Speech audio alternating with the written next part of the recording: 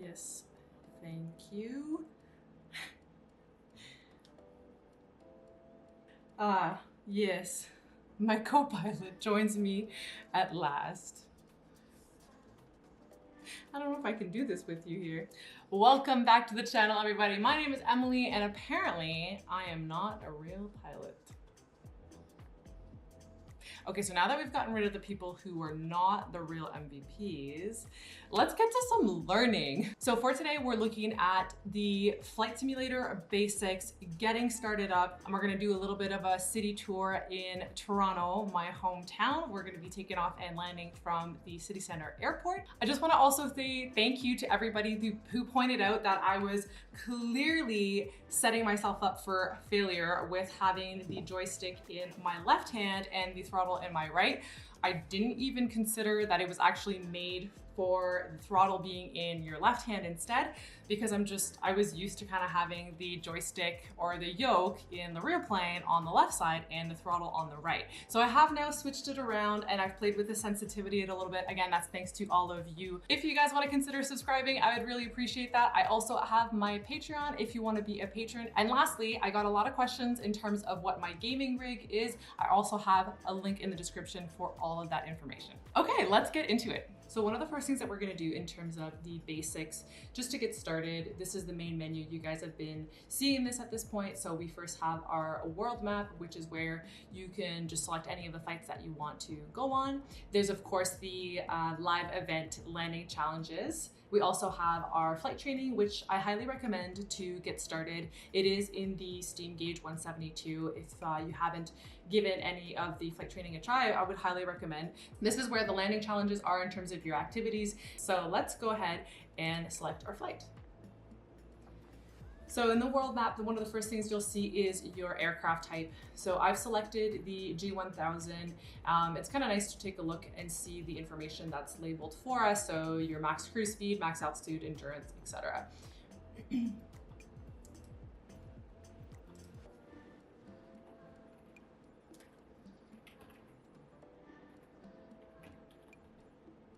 There we go. You can label your aircraft. The tail number is actually the call sign, or not the call sign, sorry, the aircraft identification that's on the actual tail. That's where you can select it.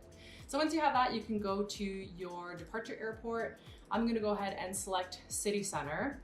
One thing that's pretty cool that I noticed is you can actually see all of the different parking area for the different spots that you can kind of spawn up. If you go ahead with the runway from the get-go, it will have your aircraft started up and ready for departure. Whereas for today, we're gonna be doing a demonstration with the checklists. So instead, I was thinking ramp 3 parking should be good for us. Looks like we're gonna be departing from 2-6. So we'll be departing from this end here. All right, and once we're happy, we can also lastly pick up the weather. So right now live weather doesn't look like it's the greatest, so we can just pull up just a few clouds for us today. If you're happy with that, then we can go and fly. I don't know if oh, there we go. So here we have city center. There is our aircraft. Nice. Whoop, ninja. Okay, there we go. Let's see. Okay, so for today, let's get into some checklist philosophy and some starting up basic for the G1000. So if you wanted to pull up the different options, you can do so with the top toolbar access from the little, you can see the little arrow pointing up. So the checklist is with a little check mark. You can also access it with Shift and the C key on your keyboard.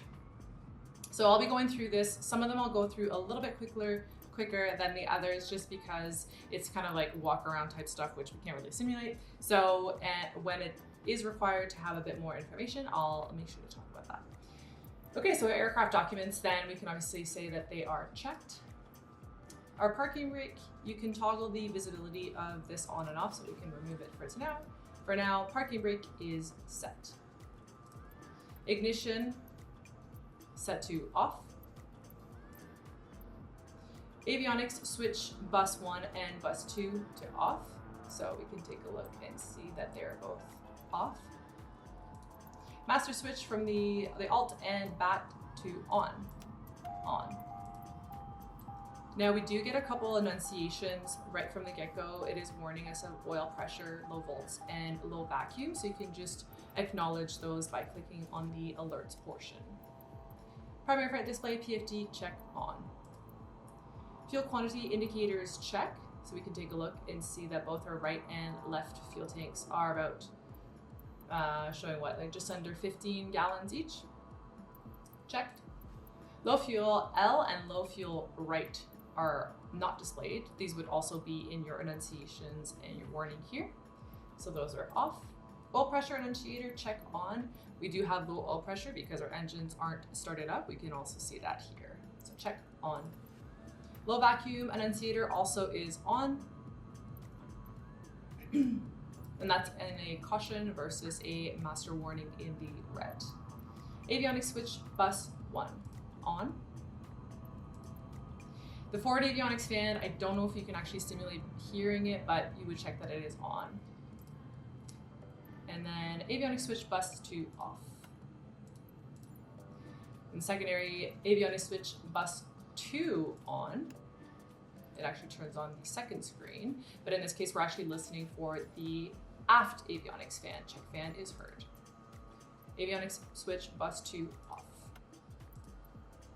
Pitot heat on. In this case, we would be going outside to go check if the actual pitot heat is warming up. Check that it is working and then turn it off. Pitot heat off.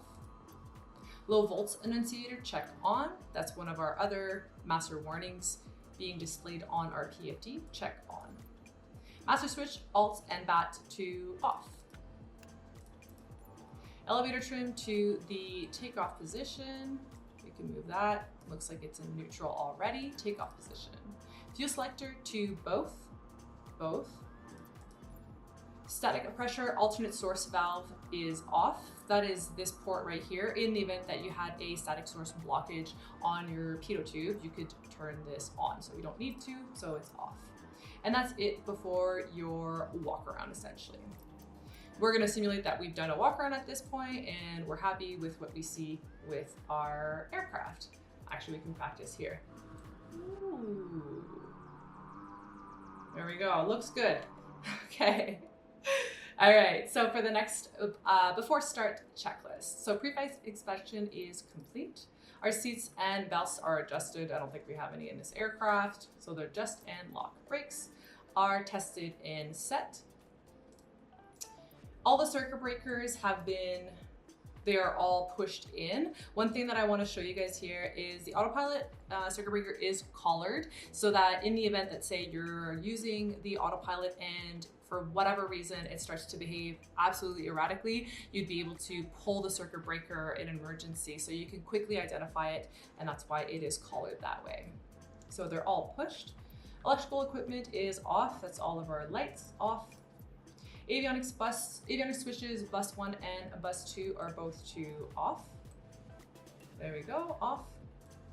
Fuel selector to both, still both. Fuel shut-off valve open. They actually made a mistake here. For us to be able to start up the engine, it needs to be in, so leave that closed.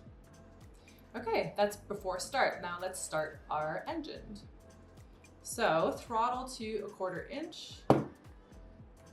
Let's see, try with that. 1/4 inch. Mixture to idle cutoff. Idle cutoff. Standby battery switch test, hold for 20 seconds. I'm not gonna hold it for 20 seconds. You guys get the picture. You're essentially double checking that the green light doesn't turn off. That it has enough juice to basically start the engine over. Standby battery switch to arm. Arm.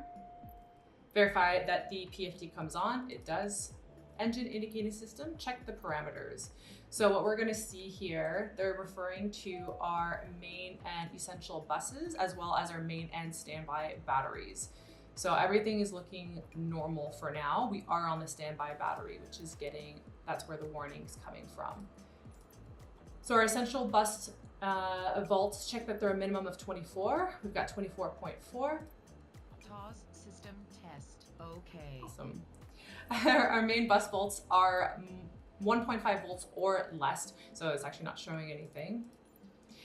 Our standby battery amps, check and verify that there's a discharge. There is right here. Standby battery annunciator, check on. So here, on. Propeller area. Clear prop. Oh my god, I miss saying that. Master switch, alt and bat to on. On. Beacon to on. On. Mixture is rich. Rich. Aux fuel pump on for 3 to 5 seconds, then off. So 1 1000, 2 1000, 3 1000. Off. Mixture to lean. Lean. Ready to brake. We've got our parking brake set. Ignition to start.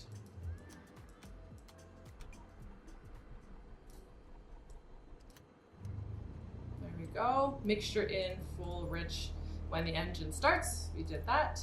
And that is complete. So we started up our engine. Okay, so after starting up the engine now, we can adjust our throttle to 1000 RPM. Try your best here, it doesn't have to be perfect. Oil pressure, let's take a look now. Our oil pressure is in the green, check. Your amps on the main and standby battery, verify that a charge is shown. So in this case, there's no negative in front, so it is charging. Low volts annunciator, check off. We no longer have that warning, off.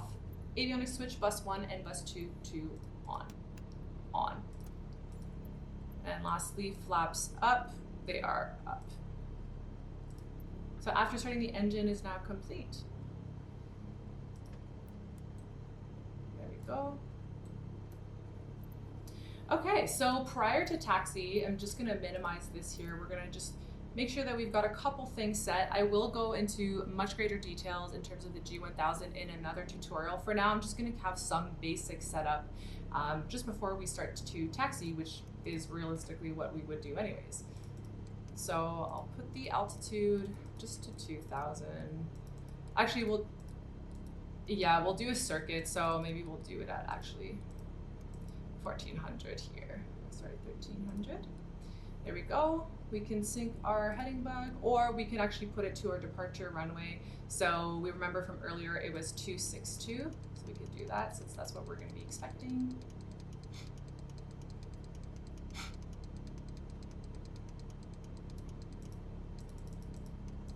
There we go. The nav frequencies and the comm frequencies, I'm not going to worry about them now, and I'm not also going to put in a flight plan just because, again, we're just going to be doing a city tour for today. I will toggle the CDI on to GPS in case we do want some navigation. I think that's a good fallback. There we go. Turn on our nav lights. We don't need our strobe lights just yet. And I think that's it at this point before taxi. So let's take a look and see if we can taxi to our departure. We'll do runway 26 for departure, and then we're going to announce our taxi. So I'll just minimize that, make sure we don't have any other items that we need to do. So before taxi, taxi light, we'll turn it to on. Landing light is off. Strobe we won't turn on until we actually go for departure, but nav lights to on. Parking brake release. There we go. And we will test our brakes. Oh, that was very smooth. And the rudder, I think we can just test it by twisting the joystick. So that's test as well. Okay, so our taxi checklist is complete. We can now announce to the traffic. It's a controlled airport at city center, but in the sim itself, it's actually showing us just a an uncontrolled. So we're just announcing our intentions in terms of our taxi and what we're going to be doing. So in this case, we're going to be letting them know that we're going to be taxiing to 6. Toronto Island traffic Cat 1 is taxiing to runway 26. All right, let's taxi to 26.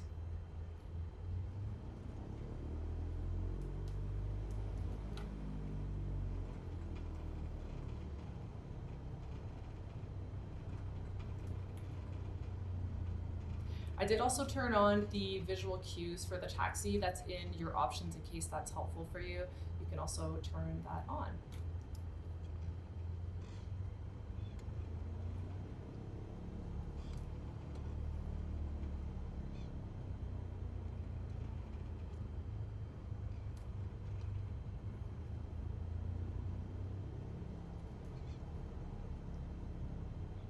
So here we could simulate actually doing a run up before we take position for 2-6. We can set our parking brake. There we go. And we'll just run through the run up portion.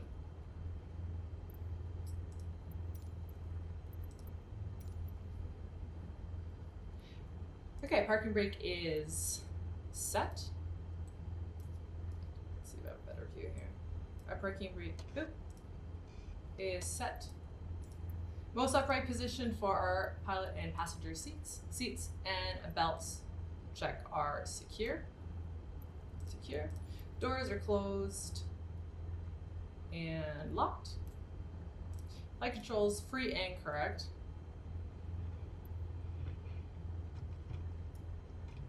So those are all free and correct.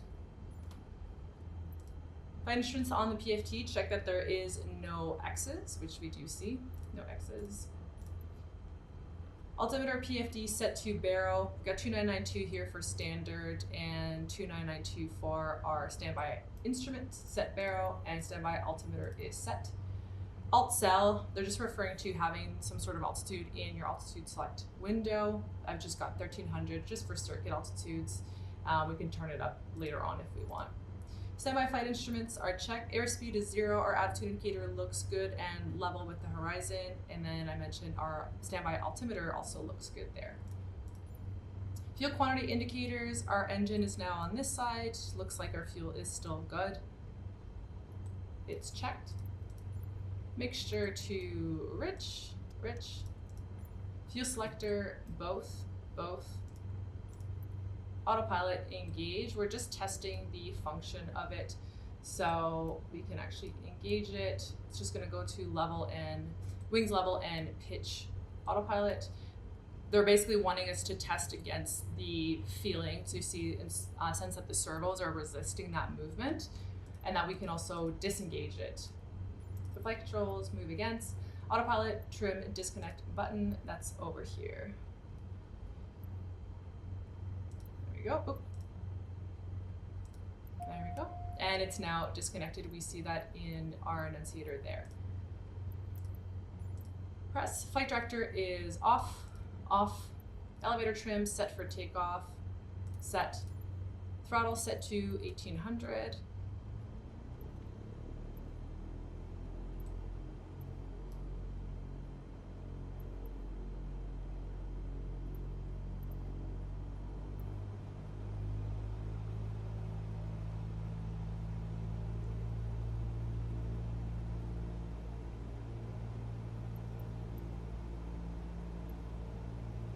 TBM doing circuits in the background. Okay, so close enough to 1800 set.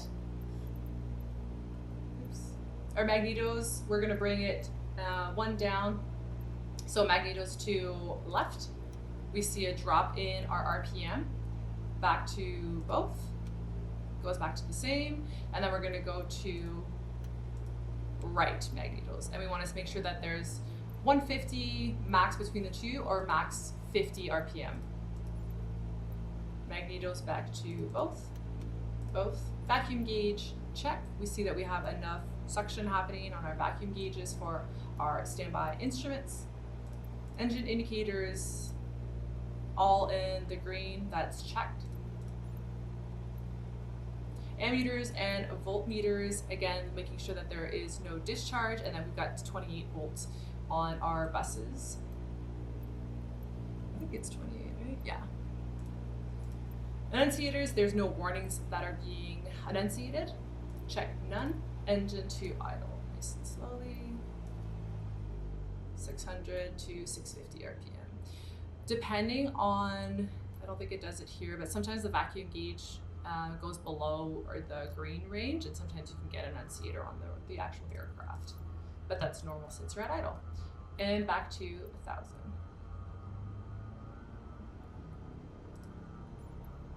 There we go. And that's your run-up complete. We can probably turn off the text there so we don't move. Okay.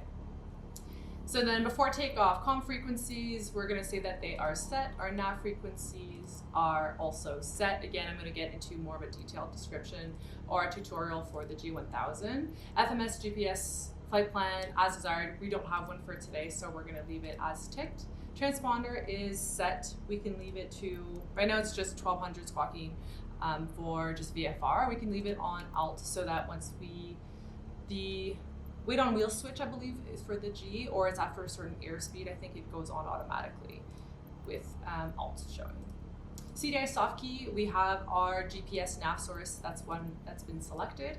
Cabin power 12 volt switch to off. I don't think it even works in this aircraft. It's off. Flaps to 0 to 10 degrees. It is up, so flaps are 0. Cabin windows, check, they're both closed, checked.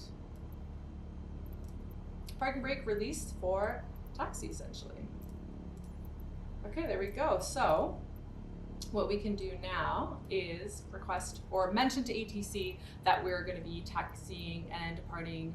We can say we're going to depart north for a little sightseeing tour of the city. And it's clear left and right.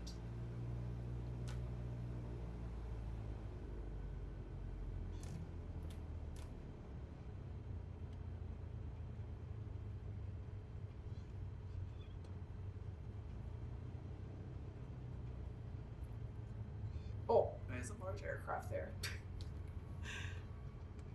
So line ourselves up with the runway. Our heading makes sense. Looks good. And we can try for departure. So takeoff power is set.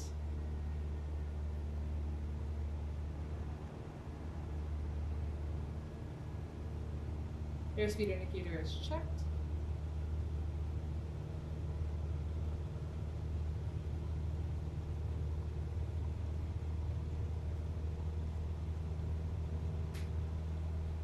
And rotate.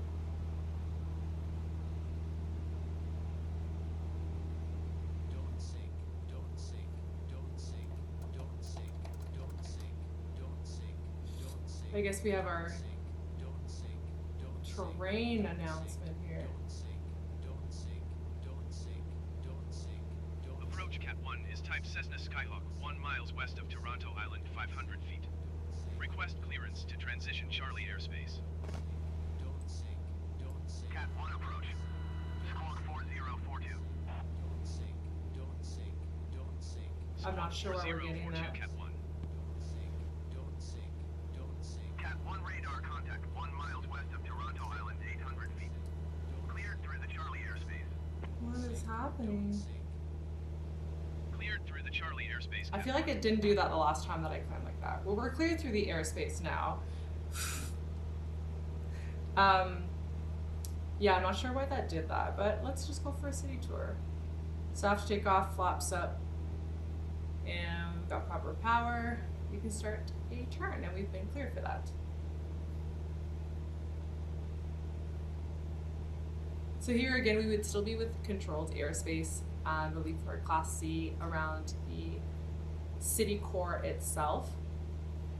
And we could just request to do a city tour. They'd probably clear you at 2,000 feet. And they'd say something like, remain north of the field, south of the tower, and do, you know, counterclockwise turns. Clear for, yeah, counterclockwise turns.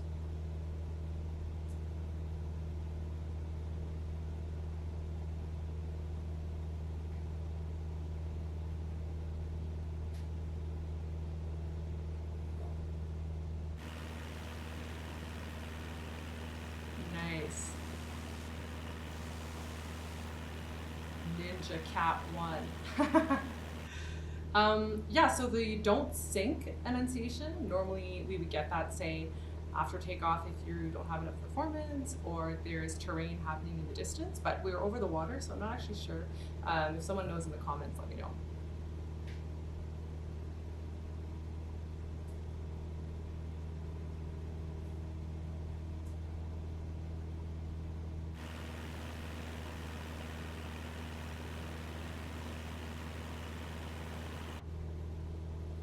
So I would trim it up for like 2,000.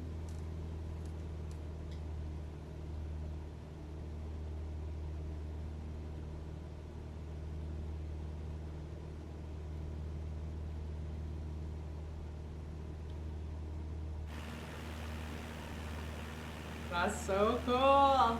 When I was first an instructor, we used to do city tours with people who would, purchase a tour of the city of Toronto, and this is exactly what we used to do. So this is actually super cool.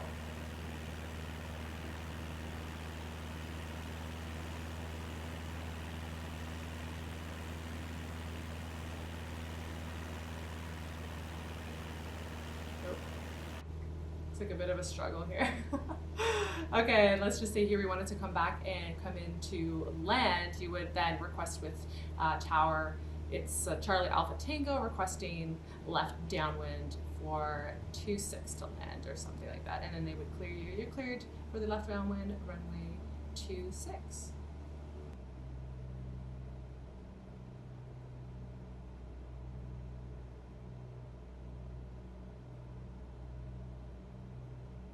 Just gonna descend to circuit altitude.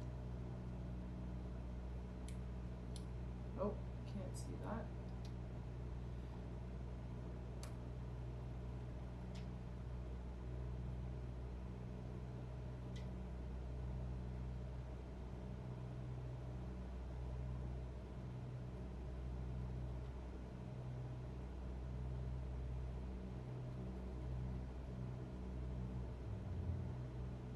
I don't want to go too far here, so we'll turn left downwind.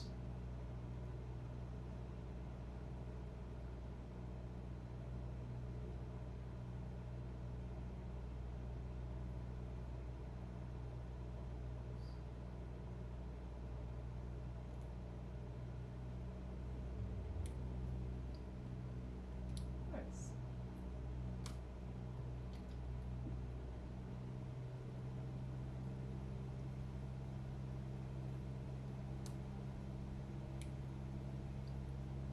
That's pretty far, I think. We'll turn our left base here, and we'll start our descent.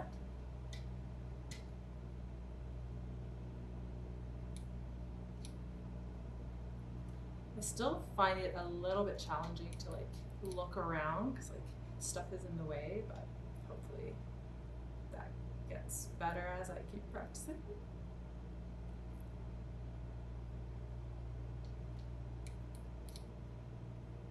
Started this for the base here. Oh.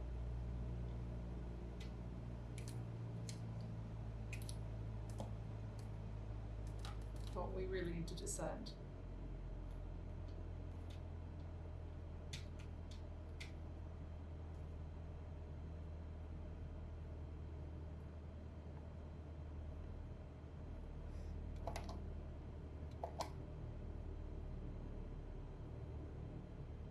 Turn final here. I'm probably too early. It's kind of challenging. Okay, maybe not squared it out, but it's not too bad. Charlie Alpha Tango, you clear to land, runway 26. 500. Ooh.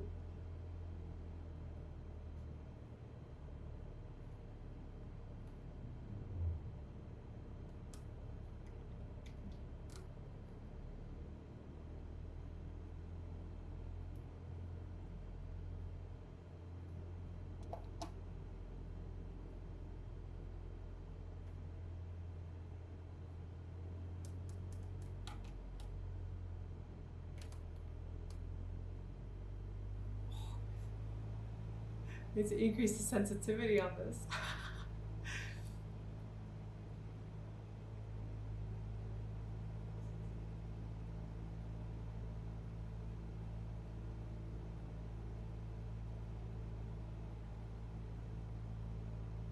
Oh, there's definitely an aircraft on the runway.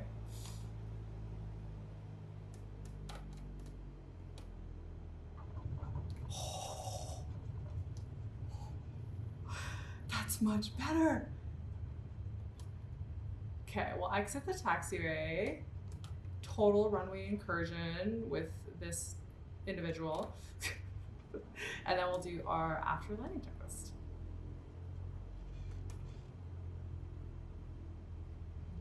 And here, of course, tower would clear us off the active runway to taxi.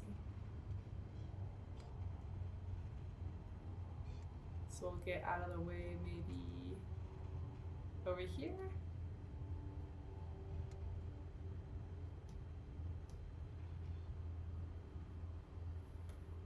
And then do our checklists.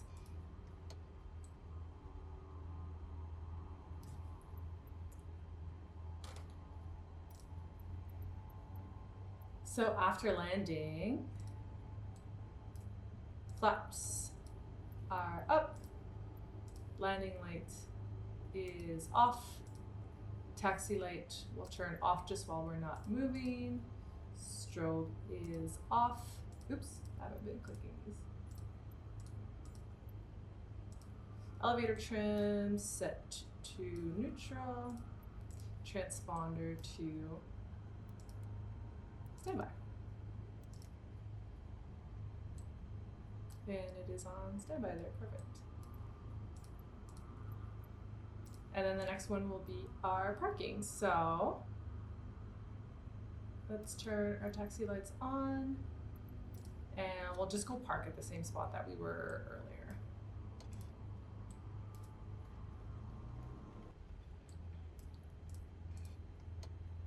Okay, parking brake is set. Oops, taxi light is off. And let's do our parking checklist. So parking brake is set. Avionics, switch bus 1 and bus 2 to off. Engine, I'm not gonna do the magnetos test because every single time I do this, I accidentally just can't do it again. So we're just gonna bring it to idle, which it is. And then we're just gonna do idle cutoff for the mixture because my fingers aren't quick enough. That's our warning, that's fine.